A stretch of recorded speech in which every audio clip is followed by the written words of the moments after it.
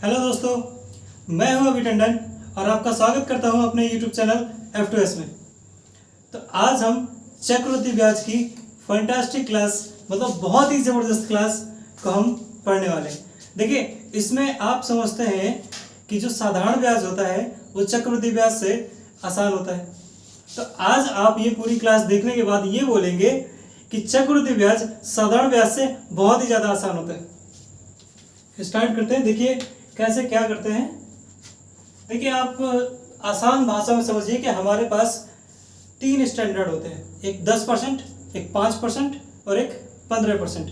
तो आपको मैं 10% लेके पहले चलता हूँ। ये देखिए 10%। देखिए, आपको सिंपल भाषा में समझाता हूँ कि जब हम इस प्रतिशत को हटाते हैं तो क्या करते हैं, गुणे 1/100 कर देते हैं। तो देखिए 10 गुणा 1/100। तो यहाँ से आपकी जो निकल के आती है वो होती है फ्रैक्शन वैल्यू। तो यहाँ से देखिए 0 से 0 काट देंगे तो आपकी फ्रैक्शन वैल्यू निकल आएगी 1/10। तो आप ध्यान से देखिए, मैं अगर लिखूं 2 वर्ष के लिए, 2 वर्ष के लिए जो हमारा प्रिंसिपल होगा, मूलधन होगा, उसको हम हमेशा कितना मानेंगे, इसका स्क्वायर, दैट मीन्स 100। ठीक है। और जो हमारा मिश्र धन हो जाएगा वो क्या हो जाएगा, 11 का स्क्वायर, दैट मीन्स 121। अब ये 121 लिखा हुआ है, अब इसमें भी बहुत सारा डीप मीनिंग है, उसको समझने लायक है। देखिए, अब आप इसमें से ये 1 को हटा दीजिए। ठीक है, आप 1 को हटा देंगे, आपके पास निकलेगा 21। तो यहाँ पे देखिए, आपको ऐसे समझना है कि ये जो 21 है आपका, ये क्या है, 100 रुपए में आपका चक्रवृद्धि ब्याज है, दैट मीन्स कंपाउंड इंटरेस्ट है।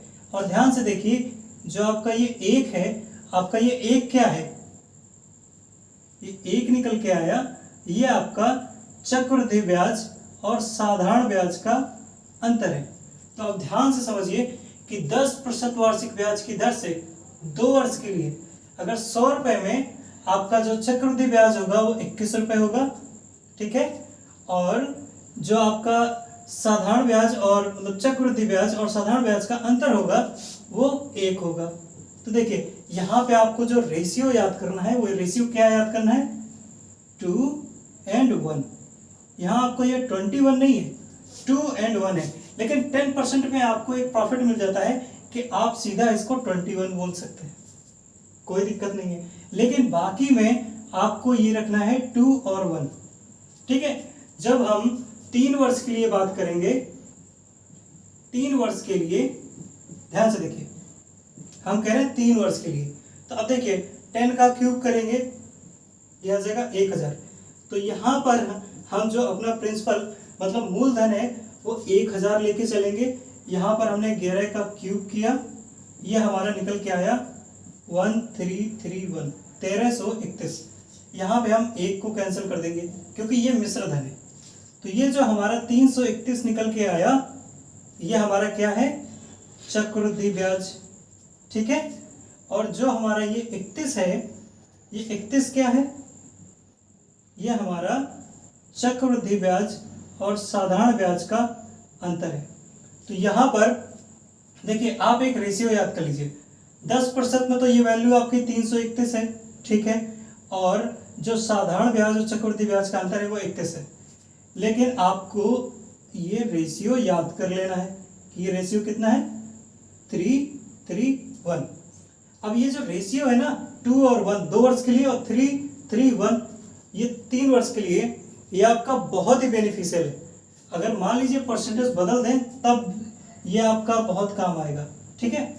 तो देखिए, यहाँ पर ये 2 वर्ष और 3 वर्ष ये हो गया। अब एक वैल्यू और समझ लेते हैं 4 वर्ष के लिए। कभी कभी 4 वर्ष भी हमसे पूछ दिया जाता है। देखिए 4 वर्ष, 4 वर्ष के लिए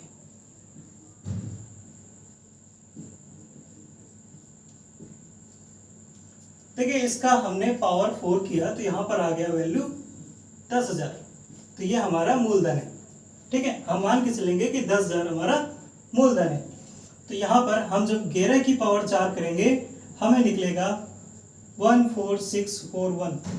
हम 1 को हटा देते हैं, ठीक है, क्योंकि ये हमारा तो जो मूलधन है वो माइनस हो गया। तो ये जो हमारा 4641 ये है 4641, ये हमारा CI है।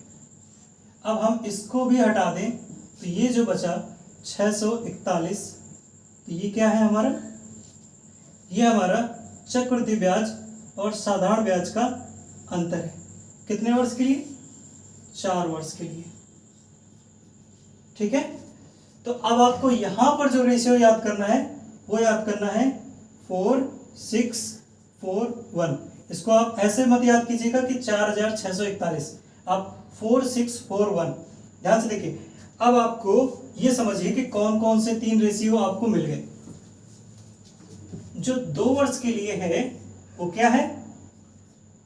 2 और 1, 2 और 1। 3 वर्ष के लिए आपको मिला 331, ठीक है।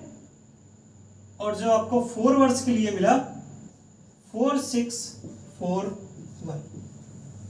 अब देखिए, अब हम इसका यूज कैसे करते हैं। पहले 10% पे 2 क्वेश्चन हम सॉल्व करते हैं कि 10% पे अब जब हमें क्वेश्चन मिलते हैं तो कैसे हम इतनी आसानी से सॉल्व करेंगे कि आपको ये लगेगा कि चक्रवृद्धि ब्याज साधारण ब्याज से बहुत ज्यादा आसान होता है। देखिए, पहला क्वेश्चन है 10% वार्षिक ब्याज दर पर 3 वर्ष के लिए चक्रवृद्धि ब्याज और साधारण ब्याज का जो अंतर है वो 620 रुपए।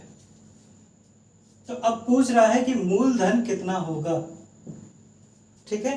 तो देखिए, 3 वर्ष के लिए है, हमने बताया था कि 3 वर्ष के लिए हमारा जो प्रिंसिपल वैल्यू होती है, मूलधन होता है, वो हमारा 1000 है। और 1000 पर चक्रवृद्धि ब्याज और साधारण ब्याज का अंतर कितना होता है? 31। 1000 पर 31 होता है, तो कंपैरिजन कर देंगे। 31 बराबर कितना दिया हुआ है? 620। तो यहाँ पर 1 बराबर कितना आ जाएगा? देखिए, काट दीजिए, 31 दूना 62 और यहाँ पर 20। 1 बराबर 20 निकला है, तो 1000 बराबर कितना आ जाएगा? आपका 20,000। ये देखिए कितना आसान हो गया। तो यहां से आप सीधा सीधा देख सकते थे कि 31 का 20 गुना है, तो यहां पर 20 गुना कर दीजिए। 1000 का 20 गुना 20,000। ये आपको करने की जरूरत नहीं है, आप दिमाग में इसको सॉल्व कीजिए, ठीक है। अब देखिए, एक और क्वेश्चन देख लेते हैं, क्योंकि क्वेश्चन आपको बहुत हलवा लगने वाले। देखिए कैसे, हलवा तो खाया होगा। देखिए, 18,000 रुपए। अब ब्याज दर कितनी दी हुई है? 10% वार्षिक ब्याज दर और 3 वर्ष के लिए। 3 वर्ष के लिए, ठीक है। हमसे पूछ रहा है चक्रवृद्धि ब्याज। क्या बात है, 18,000 रुपए पर, 18,000 रुपए की धनराशि पर 10% वार्षिक ब्याज की दर से 3 वर्ष के लिए चक्रवृद्धि ब्याज क्या होगा? देखिए, आपको पता है कि 10% में 3 वर्ष के लिए हम अपना प्रिंसिपल कितना मानते हैं? 1000। और ये कितना दिया हुआ है? 18,000, ठीक है। हमें पता है कि हमारा जो वैल्यू होती है वो होती है 331,000 में, ठीक है। तो 18,000 में कितनी हो जाएगी? 331 गुणे 18, ठीक है। तो यहां पर ये मल्टीप्लाई कर लेंगे। 18 गुणा करेंगे 8, 1, 18 3 54, 55, 5, 5, 18 3 54, 5, 59। ये आपका जो आ जाएगा सिंपलेस्ट आंसर निकल के। अब देखिए, अब चलते हैं हम 5% की तरफ, ठीक है। 5%। देखिए, इसका पहले तो आप फ्रैक्शन वैल्यू निकालिए। मैंने कहा था कैसे, परसेंटेज हटाएंगे तो अपॉन में 100 कर देंगे या गुणा 1/100 कर देंगे, सेम चीज है। जब काटेंगे ये तो आपका जो फ्रैक्शन वैल्यू निकल के आएगा वो हो जाएगा 1/20, ठीक है। अब मैं बात करूं 2 वर्ष के लिए, ठीक है। तो यहां पर आपका देखिए जो प्रिंसिपल हो जाएगा, मूलधन 20 का स्क्वायर 400, ठीक है, 20 का स्क्वायर 400। तो यहाँ पर 2 1। देखिए आप इस तरह कर सकते हैं कि यहाँ पर ये 20 है, अब मान लीजिए कि 20 का एक वर्ष में कितना हो जाएगा 21। तो यहाँ पर मैं कह देता हूँ 2 वर्ष के लिए ये हो जाएगा 400, और यहाँ पे ये 21 का स्क्वायर करेंगे तो 441। आपको तो सिंपलेस्ट पता है कि आप ऐसे ही कर सकते हैं, लेकिन फिर भी मैं कह रहा हूं कि आप रेशियो से करेंगे तो आपको ज़्यादा बेनिफिट होगा। आप कहेंगे मुझे तो इससे ज़्यादा बेनिफिट समझ में आ रहा है कि यहाँ डायरेक्टली कर सकते हैं। हाँ कर सकते हैं, लेकिन जब यहाँ पे ये परसेंटेज बदलेंगे तब आपको प्रॉब्लम होगी। तो यहाँ पर जब चक्रवृद्धि ब्याज साधारण ब्याज का जो क्वेश्चन आएगा उसमें आपको प्रॉब्लम होगी, क्योंकि यहाँ से तो आपको पता है कि ये वैल्यू 1 है, ठीक है। तो यहाँ से आप डायरेक्टली आंसर निकाल सकते हैं, कोई भी झंझट नहीं होगी। देखिए यहाँ पर इसका 20% करने का मतलब है, यहाँ पर देखिए ये जो वैल्यू है आपकी यहाँ पर रखेंगे इसका r%, दैट मीन्स एक फ्रैक्शन वैल्यू। अब आप सिंपल से समझिए कि मैंने ये 20 गुणा 20 दो ही बार तो किया है। अगर 1/20 करूंगा तो सिर्फ 20 आएगा, दैट मीन्स हमें ना सोचने की झंझट ना कुछ करने की झंझट। यहाँ पे 400 लिखा है, ये 20 गुणा 20 है, हमें सिर्फ 20 रखना है, और यहाँ पे एक भी 20 नहीं आएगा, यहाँ पे सिर्फ सिंगल 1 आएगा। ये देखिए ये 1 है, यहाँ 20 है, यहाँ 20 गुणा 20 है, ठीक है। तो यहाँ पर आप आसानी से समझ सकते हैं। ये कितना जब मल्टीप्लाई करेंगे ये आपको मिलेगा 40, यहाँ गुणा करेंगे ये आपको मिलेगा 1। अब ध्यान से समझिए, ये आपका सिंपल इंटरेस्ट है 40, 2 वर्ष के लिए 400 में 10% पर, सॉरी 5% पर 2 वर्ष के लिए आपका 400 रुपए में 40 ब्याज बनेगा, साधारण ब्याज। अगर ये कर दें 40 + 1 दैट मीन्स 41, ये क्या हो जाएगा आपका, ये हो जाएगा आपका कंपाउंड इंटरेस्ट, चक्रवृद्धि ब्याज, ठीक है। अगर मैं बात करूं सिर्फ इस सिंगल 1 की, तो ये क्या है आपका CI - SI। अब देखिए आप डायरेक्टली वहां पे रख देते हैं उसको, तो आप ये चीज नहीं समझ पाते, और फिर क्वेश्चन में इसको कैसे इस्तेमाल करना है वहां पर आपको नहीं समझ में आता। तो इस वजह से मैंने कहा कि आप इसको इस तरह समझिए, ठीक है। आपकी जो वैल्यू है चक्रवृद्धि ब्याज की वो है 41। ये वैल्यू तो आप रट ही लीजिए, क्योंकि 5, 10, 15 ये वैल्यू हमें दिमाग में रटी रहनी चाहिए। ये स्टैंडर्ड वैल्यू है कि क्वेश्चन दिखा हम सीधा आंसर मारेंगे। ये देखिए आपका ये 41 हो गया, ठीक है। अब यहाँ पे ये जो 1 है ये आपका CI - SI हो गया, ठीक है। अब देखिए 3 वर्ष के लिए बहुत आसान है। यहाँ पर 3 बार जब गुणा करेंगे 20 × 20 × 20, ये आपका P बराबर हो जाएगा 8000, ठीक है। रेशियो हमें पता है 3:1। यहाँ पर देखिए एक 20 हटाएंगे हमें पता है 400, फिर एक 20 हटाएंगे तो सिर्फ 20 आ जाएगा, फिर 20 हटा देंगे तो 1 आ जाएगा, ठीक है। यहाँ पर देखिए गुणा कराया हमने, यहाँ पर हमें मिला 1200। तो इसको अकेले देखें तो ये हमारा साधारण ब्याज है, ठीक है। यहाँ पर 60 और यहाँ पर +1, तो देखिए ये 60 + 1 जो हमारा निकल के आया 61। एक्चुअल में ये क्या है, ये हमारा चक्रवृद्धि ब्याज और साधारण ब्याज का अंतर है। 5% पर 3 वर्ष के लिए चक्रवृद्धि ब्याज और साधारण ब्याज का अंतर हमारा 8000 रुपये पर 61 रुपये आएगा, ठीक है। अब ये अगर पूरा जोड़ दें तो ये हो जाएगा 1261, ये हमारा हो जाएगा चक्रवृद्धि ब्याज, ठीक है। तो ये वैल्यू हमें याद रखनी है। देखिए 2% पर आपका 41 है और 3% पर आपका 1261 है, जिसमें 61 आपका चक्रवृद्धि ब्याज और साधारण ब्याज का अंतर है। देखिए अब इससे जुड़े हुए कुछ क्वेश्चन करते हैं।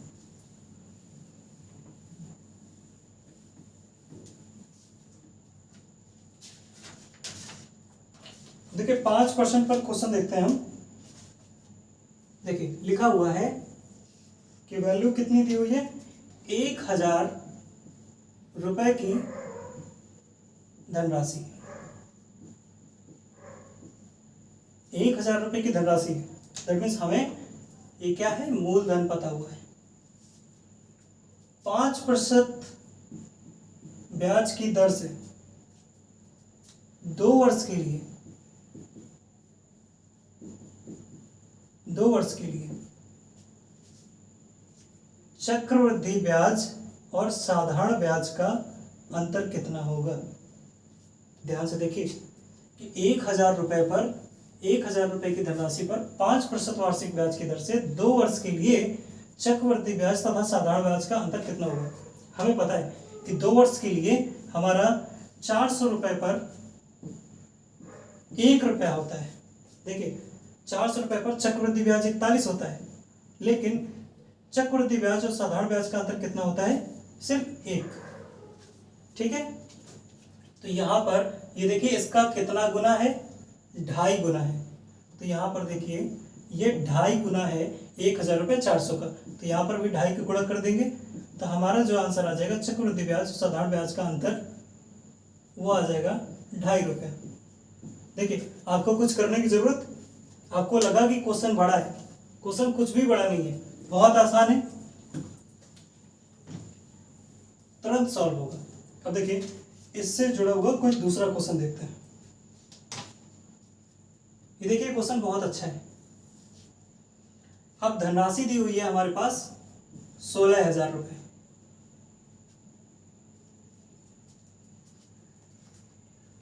कह रहा है 20% वार्षिक ब्याज की दर से, 20% वार्षिक ब्याज दर, ठीक है।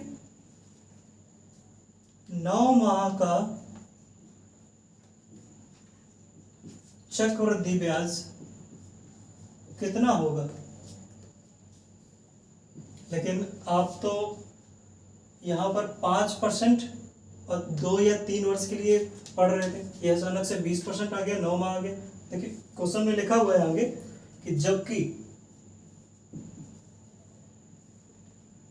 ब्याज दर त्रैमासिक हो। अब हुआ क्वेश्चन, ठीक है। 16,000 रुपए की धनराशि पर 20% वार्षिक ब्याज की दर से 9 माह का चक्रवृद्धि ब्याज क्या होगा जबकि ब्याज दर त्रैमासिक हो। देखिए जब ब्याज दर त्रैमासिक होती है तो एक साल में कितनी तिमाही होती है। आप ये समझिए कि जहाँ त्रैमासिक या तिमाही क्या होता है, जहाँ पर 3 महीने को एक साथ लिया जाता है। तो एक साल में आपके 12 महीने होते हैं और 3 महीने के पेयर बनाएंगे तो आपके 4 पेयर बनेंगे, 3 3 3 और 3। तो एक साल में आपके कितने पेयर बने, 4 पेयर। लेकिन यहाँ पर बात हो रही है कितने माह की, एक साल की नहीं, 9 महीने की, ठीक है। तो आपको कितने पेयर बनेंगे, 3 पेयर। दैट मीन्स हम कह सकते हैं कि यहाँ पर अगर पूरा इनको वर्ष के रूप में काउंट करें तो हम सीधा सीधा कह सकते हैं कि 3 वर्ष, ठीक है। लेकिन 3 वर्ष नहीं, हम मान लिए कि यहाँ पर देखिए 3 माह के अगर पेयर लेंगे, 3 माह को अगर 1 वर्ष मान लें तो हम यहाँ पर कहेंगे कि 3 वर्ष निकल के आएंगे, ठीक है। और यहाँ पर देखिए एक साल में 4 तिमाही होती है, ठीक है। तो यहाँ पर 4 से डिवाइड कर देंगे तो जो हमारा R निकल के आएगा वो हो जाएगा 5%। तो अगर हम देखें तो क्वेश्चन कुछ हमारे पास इस तरीके से होगा कि 16,000 रुपए पर 3 वर्ष के लिए, यहाँ पर देखिए 1 2 3, इस वजह से मैंने 3 वर्ष बोला, लेकिन एक्चुअल में यहाँ पर 9 माह है तो 9 माह के 3 पेयर बने तो मैंने 3 वर्ष बोल दिया, ठीक है।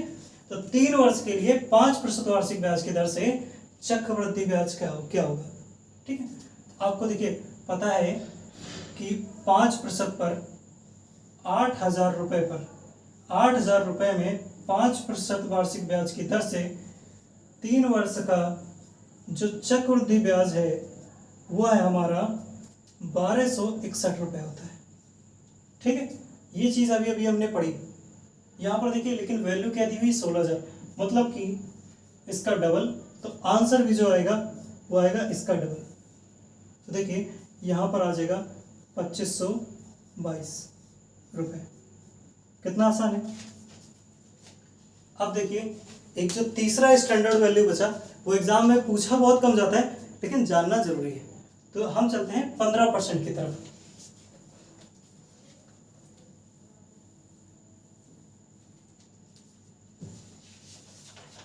देखिए हम जानते हैं 15% पर जब 15% वार्षिक ब्याज दर दी हो, ठीक है, तो यहाँ पर अगर 15% का आप फ्रैक्शन वैल्यू निकालेंगे तो देखिए 15/100 करेंगे तो यहाँ पे आपका आंसर आएगा 3/20। देखिए यहाँ पर थोड़ा सा डिफरेंट हो गया। अभी 10% पर 1/10 थी, 5% पर 1/20 थी, लेकिन यहाँ पे 15% में ऊपर देखिए 1 की जगह पर 3 आ गया। ठीक है, यहाँ पे बड़ा ध्यान से समझने लायक है।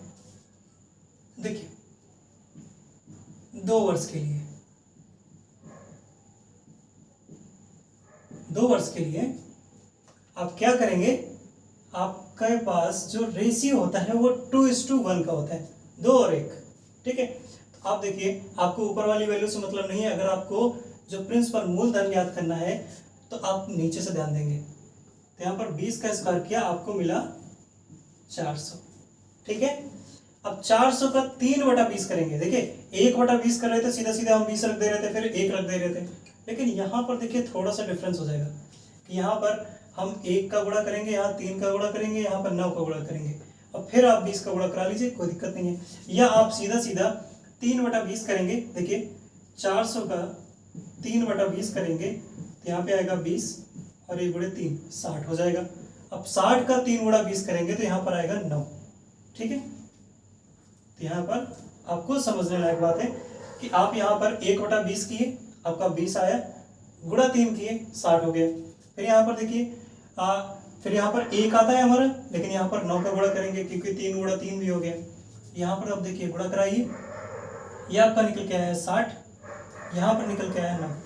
तो अब देखिए हर बार 10% पे 5% पे आपका जो चक्रवृद्धि ब्याज और साधारण ब्याज का जो अंतर आ रहा था वो 1 आ रहा था, लेकिन यहाँ पर 15% है, यहाँ पर 9 आएगा। ठीक है, ये आपका साधारण ब्याज रहा, और ये आप जोड़ देंगे तो ये आ जाएगा 69। तो ये आपका हो जाएगा चक्रवृद्धि ब्याज। ठीक है, ध्यान समझिए, यहाँ पर 2% तक ही पूछा जाएगा, लेकिन फिर भी आप 3% का भी समझिए। देखिए 3 वर्ष का भी समझिए। 3 वर्ष के लिए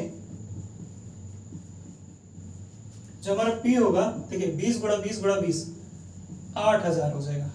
ओके, रेशियो हमें पता है 3:1। ठीक है, अब आपको पता है कि आप 3/20 करेंगे इसमें तो आपका आएगा 1200। फिर आप 3/20 करेंगे, आपका आएगा 180। फिर आप 180 का 3/20 करेंगे तो आपका आंसर आ जाएगा 27। देखिए यहां पर आप गुणा किए, ठीक है, तो यहां पर आ गए 3600। ये आपका हो गया साधारण ब्याज, सिंपल इंटरेस्ट। अब यहां पर देखिए आपका 540 आया और प्लस यहां आया 27, तो आप इन दोनों को जोड़ लीजिए, ये आपका है 567। तो ये आपका क्या है 567, यहाँ लिखिए 567। ये हो गया आपका चक्रवृद्धि ब्याज और साधारण ब्याज का 3 वर्ष का 15% वार्षिक ब्याज की दर से अंतर।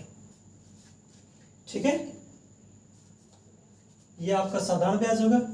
जब आप इसको भी जोड़ देंगे, ये तीनों वैल्यू को जोड़ेंगे, आपका हो जाएगा 4167।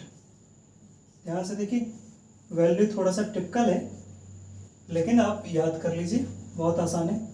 4167 हमारा 8000 रुपये पर 15% इंटरेस्ट पर 3 वर्ष के लिए चक्रवृद्धि ब्याज दर है, चक्रवृद्धि ब्याज है। ठीक है, तो अब चलिए क्वेश्चन पर चलते हैं। बस ये 3% है जो मैं मानक प्रतिशत मानता हूँ, 5, 10, 15, ये हमारी स्टैंडर्ड वैल्यू है।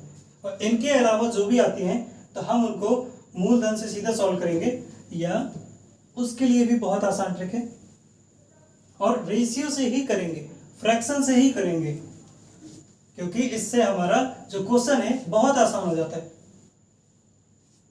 देखिए अब मैं कहता हूं क्वेश्चन नंबर 5। 45,000 रुपए है हमारे पास, 45,000 रुपए की धनराशि है, ठीक है। 15% वार्षिक ब्याज की दर से 2 वर्ष के लिए चक्रवृद्धि ब्याज दर कितना होगा, चक्रवृद्धि ब्याज कितना होगा। बहुत अच्छा क्वेश्चन है। अब देखिए आपको पता है कि 2 वर्ष के लिए 15% है, दैट मीन्स 400 रुपए में हमारा कितनी वैल्यू होती है। आपने 15% वार्षिक ब्याज की दर से 2 वर्ष के लिए आपका क्या निकल के आया था, आपका 2 गुणा 1 2 1 निकल के आया था। यहाँ पर आपकी वैल्यू थी कितनी 60, यहाँ पर थी 9। आपने देखिए गुणा गलत हो गया था थोड़ा सा, यहाँ पर 120 आया और यहाँ पर 9 आया, तो ये वैल्यू होगी आपकी 129। ये मिस्टेक को आप सही कर लीजिए, यहाँ पर आपका 129 आएगा। तो देखिए 400 रुपये पर आपका जो ब्याज बना वो था 129 रुपये, ठीक है। तो आप ध्यान से देखिए 400 रुपये पर 2 वर्ष के लिए 15% वार्षिक ब्याज की दर से आपका 129 रुपये बना, तो 45,000 में कितना बनेगा। तो आप सीधा सीधा कर दीजिए 129 बटा 400 गुणे 45,000, आपका आंसर आ जाएगा। देखिए 0 0 0 0 ये कैंसिल हो गया, 2 से हमने काटा 2 आया, यहाँ पर काटा 5 आया, यहाँ पर देखिए यहाँ पर अगर मल्टीप्लाई करना है तो इसको हम इस तरीके से लिख लेंगे तो ज़्यादा आसान हो जाएगा, ठीक है। यहाँ पर 45 गुणे 5 हमारा हो जाएगा 225, और यहाँ पर बटे में दिया हुआ है 2। तो अब देखिए 13 गुणे 25 आपका कितना हो जाएगा 325, हमने लिखा 25 और ये हासिल 3। तो यहाँ पर देखिए अब ये 13 दूनी 26 और 26 3 39 और 26 3 29, ठीक है। यहाँ पर 0 लगा है। अभी देखिए 225 माइनस हो जाएगा और बटा में दिया हुआ है 2। यहाँ पर आप देखेंगे तो 29,025 बटा 2 ये आपका आएगा, और यहाँ पर सॉल्व करेंगे तो देखिए ये आएगा 14,512.5, ये आपका आंसर निकल के आ जाएगा, ठीक है। अब देखिए अगला क्वेश्चन देखते हैं।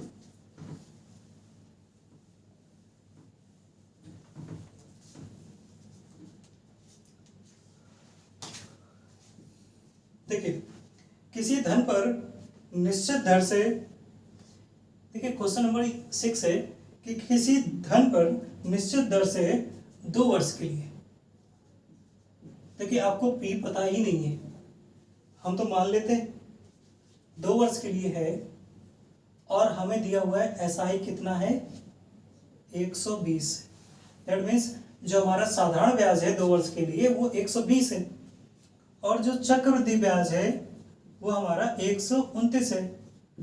तो आप बताइए कि ब्याज की दर क्या है, ब्याज की दर कितनी है। आप ध्यान से समझिए यहाँ पर कि देखिए 2 वर्ष के लिए कह रहा है, मैंने अभी अभी बताया कि 129, आपको देख के ही समझ में आ गया होगा कि ये तो हमारा जो था क्या था 15% पर, ये हमारा 15% पर था, अभी अभी हमने जाना। देखिए तो और हमें पता है कि अगर हमसे मूलधन भी पूछ दिया जाए तो हम मूलधन भी बता देंगे कि मूलधन हमारा हो जाएगा 400 रुपये, लेकिन हमसे ब्याज दर पूछी है तो ब्याज दर हम देख के बता सकते हैं, ये हो जाएगी 15%, ठीक है। यहाँ पर 9 देख के आप समझ जाएंगे कि 2 वर्ष के लिए है तो 3 का स्क्वायर लिखा हुआ है, ठीक है, और 3 किसके उसमें आता है फ्रैक्शन में 3/20, 15 के फ्रैक्शन में आता है। या आप यहाँ से चेक कर लेंगे कि ये जो 9 मिला है हमें, देखिए ऐसे भी चेक कर सकते हैं। ये तो आपका डायरेक्टली आपको पता था कि ये 15% का वैल्यू दी हुई है, ठीक है। लेकिन आप चेक करेंगे तो आपने देखा होगा कि ये 2 वर्ष का साधारण ब्याज है, तो 1 वर्ष का कितना हो जाएगा 60, और इसी का ये R% है हमारा, ठीक है। तो इस प्रतिशत का ये जो 9 है, देखिए 60 और 9 यही निकल के आया था ना हमारा, तो इसका R% ही तो ये इतना है। तो चेक कर लीजिए कि 9 60 का कितना प्रतिशत है। देखिए आप सीधा सीधा काटेंगे, कैसे भी काट पीट लीजिए, आपका आंसर 15% ही आएगा, ठीक है। तो ये आपके मानक स्टैंडर्ड हो गए। एक क्वेश्चन समझ लेते हैं कि अगर इन प्रतिशत से क्वेश्चन ना आए, कोई दूसरा प्रतिशत दिया हो, देखिए उसके लिए हम अगली किसी अन्य क्लास में समझेंगे, लेकिन एक क्वेश्चन आप समझ के जाइए, ठीक है। यहां पर हम सिर्फ स्टैंडर्ड वैल्यू के बारे में पढ़ रहे थे, हमने नॉर्मल वैल्यू के बारे में नहीं पढ़ा। लेकिन समझ लीजिए कि एक नॉर्मल वैल्यू का एक क्वेश्चन देख लेते हैं।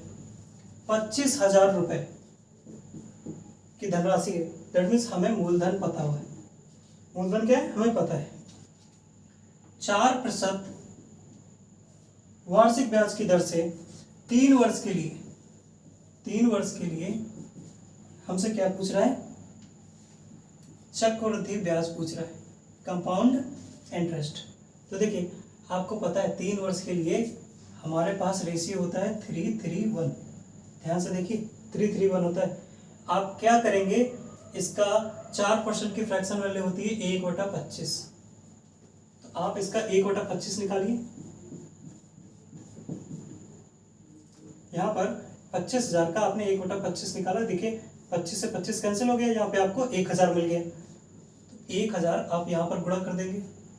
फिर इसका भी हम 1/25 करेंगे, तो देखिए 25 चौके 100, यहाँ पर आपको 40 मिल गया, तो यहाँ पर आप 40 का गुणा कर देंगे, और यहाँ पे 40 का आप 1/25 करेंगे, ठीक है। तो आपको देखिए 5 से कटेगा 5 आएगा, और यहाँ पर 8 आएगा, तो यहाँ पर आप सॉल्व करेंगे तो 1.6 निकल के आएगा। तो यहाँ पे आप 1.6 का यहाँ पर गुणा कर देंगे। तो देखिए अगर आपसे पूछा होता कि चक्रवृद्धि ब्याज तथा साधारण ब्याज का अंतर कितना होगा, तो मैं इन दोनों को गुणा करके जोड़ देता, हमारा आंसर आ जाता। लेकिन यहाँ पे पूछा हुआ है कि चक्रवृद्धि ब्याज का होगा, तो हमें इसको भी जोड़ना पड़ेगा। यहाँ पर वैल्यू आई 3,000, यहाँ पर आएगी 40 × 3 120, यहाँ पर आएगी 1.6, तो जो आपकी फाइनल वैल्यू निकल के आएगी 3,121.6। ये जो वैल्यू है आपकी 25,000 पर 4% वार्षिक ब्याज की दर से 3 वर्ष का चक्रवृद्धि ब्याज हो जाएगा, ठीक है। तो आई होप आपको क्लास अच्छी लगी होगी। अगर ऐसी ही क्लास आपको और चाहिए तो प्लीज़ चैनल को सब्सक्राइब कीजिए, लाइक कीजिए। धन्यवाद, मिलते हैं अगली क्लास में।